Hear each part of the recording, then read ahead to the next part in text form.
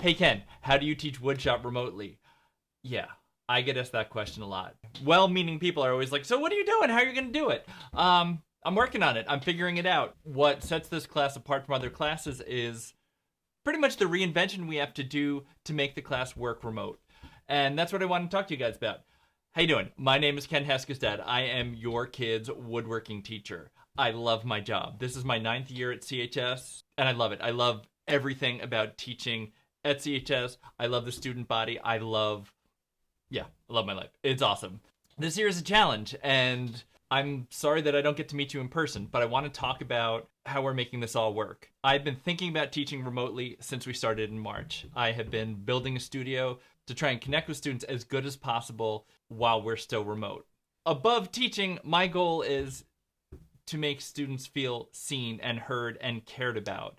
My goal is to teach them to be divergent thinkers and creative thinkers and to think bigger than maybe they're used to thinking. The fact that we can't technically build wood furniture right now is definitely disappointing.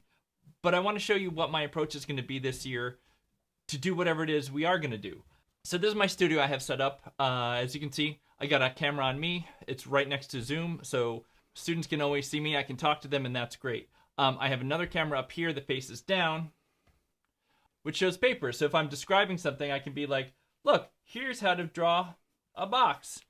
Yeah, I can do stuff like that to demonstrate. I try and run the class as similarly virtually as I would in person. And quite often, we'll be talking about things. A student will have an idea that they don't know how to express, but maybe they can draw it out. So having me be able to switch over here and keep it going, talk about like, oh, if we're doing a table that looks like that and legs with an overhang and maybe an arched rail that comes down like that, very quickly, we're still connecting. I'm digitally hooked up to this so that we can switch over to my iPad. So for now, for instance, we have Procreate on, so we can also, draw digitally if we want to do whatever.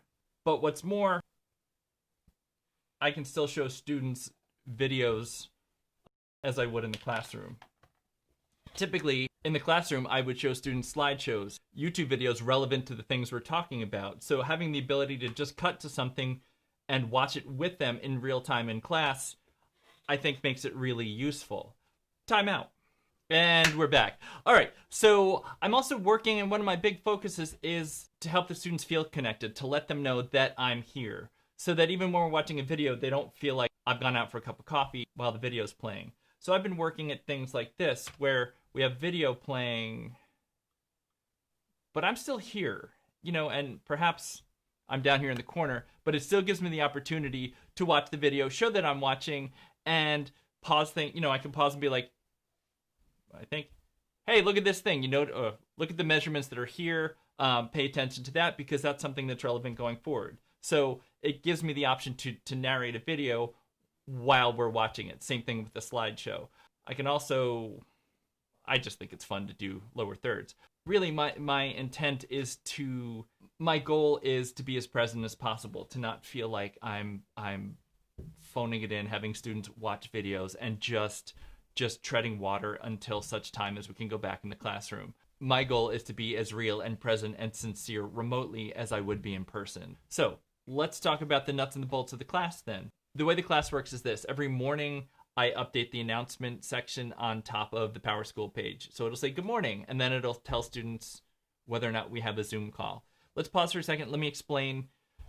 I do envision the class happening in 3 different ways, and we're still experimenting with that. The one way the class would work would be to have a class-long Zoom call where it starts, for instance, at 9 a.m. and everybody stays on the Zoom call until 10:30.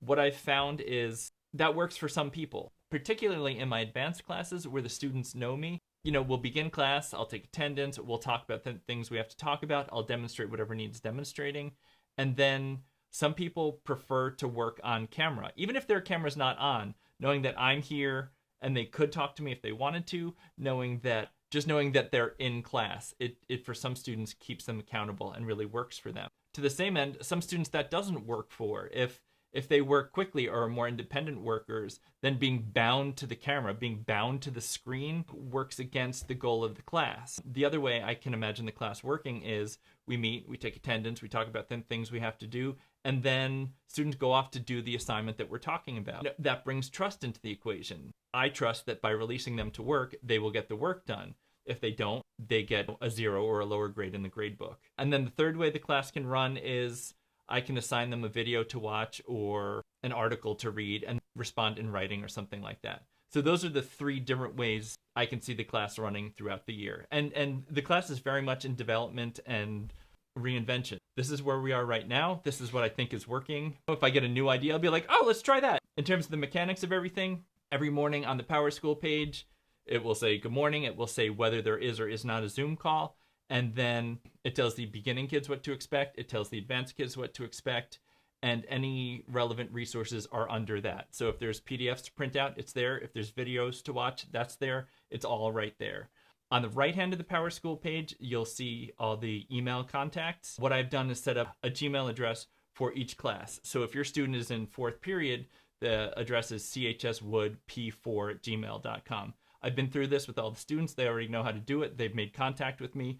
I like this system because it's very fast. It's very immediate. They do the work. They take a picture of the work. They send it to that Gmail address.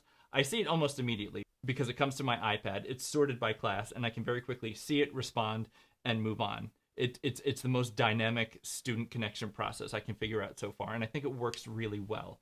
If you ever want to get in touch with me, you're welcome to email me through that. You're welcome to use my school email. The school email sometimes gets a bit cluttered with teacher stuff and admin stuff and spam stuff, and the Gmail thing is just student interaction back and forth. It's fantastic. And then there's the PowerSchool portal, which you can message within there if you want. I just find that to be the most cumbersome of anything. Typically, a lot of the emails I get are about grades or grading, and it's a lot easier if on my iPad I can email, and on my laptop I can do the grading and just run a 2-screen setup that works. So if you email me at those things, I will get back to you really quickly. I mean, within 24 hours, but usually much faster. I'm kind of dialed in right now. If you want to have a one-on-one conversation, that would be cool. That's the place for it too. I want to make sure it's a worthwhile experience for your kids. Oh, that was one thing I didn't tell you about. So one of the other things that we're going to do, one of the other formats for the class is we're going to try going to a virtual conference. I've been fortunate enough to go to the Adobe Max conference a couple of times. It's a very expensive conference, and I've had to, write grants and get money to help me pay for it because on my salary, I can't pay for a conference like that. But I've always come away from it really inspired. It's a conference about creativity. It's about tech. It's famous people coming in talking about their processes. People in film, in music, in media, in arts. It's in person. It's this coming together of really interesting people, and then it's workshops. It's workshops you can attend, ranging from very specific things to really broad, more creative things. A lot of it's very tech oriented.